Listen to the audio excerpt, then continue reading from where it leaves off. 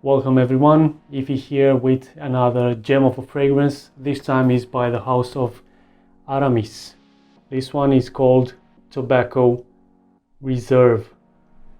And even though the name, the brand Aramis, is often associated with classic male barbershop type of scents, this is completely different from what I've smelled before from this house.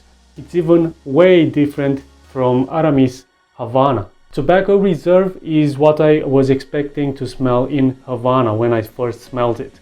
But in time I learned to appreciate what Havana has to offer on its own, and it's a completely different scent. Whoever was in charge of this project had a very smart approach. Why? Because this fragrance has a modern approach to the classic Aramis DNA.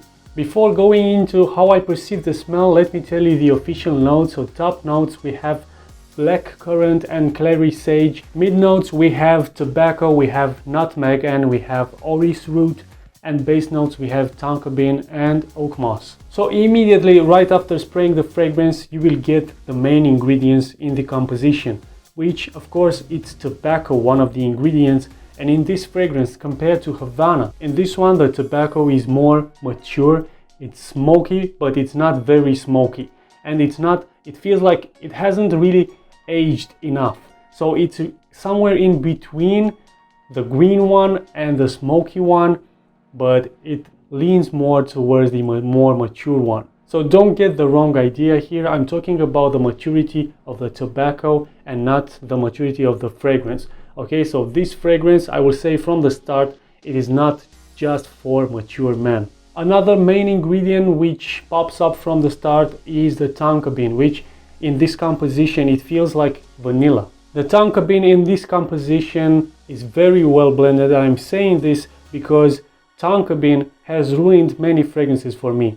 It can have that effect, but in this composition the orris root tames down the tonka bean, giving it an earthy herbal effect. The tobacco is also not very intense. I mean, it is there, it's enough to make this a tobacco based scent, but it's also there blended in with the rest of the composition, very beautiful, and it also is a smooth tobacco.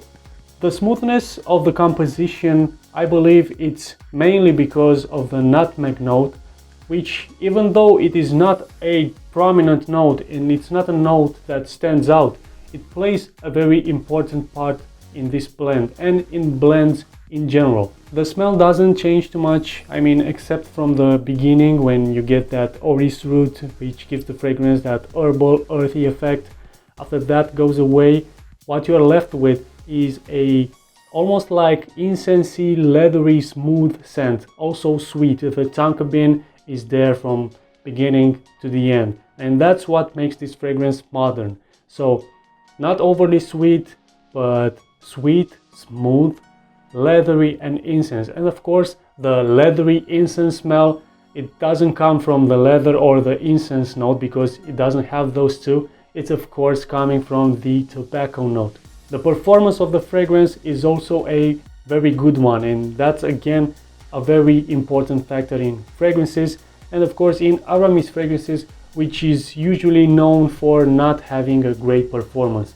But with this one, it's a very good one. Separating the word performance, I would say that the longevity is better than the projection. I mean, I'm getting at least good 8 hours of longevity, with the projection being a soft but constant one, which to me it's better than being an overwhelming and overpowering projection in a fragrance like Sauvage, for example. Overall thoughts on this fragrance, even though it might be too soon to say this because I've only had this fragrance for one day, I'm going to say it anyway.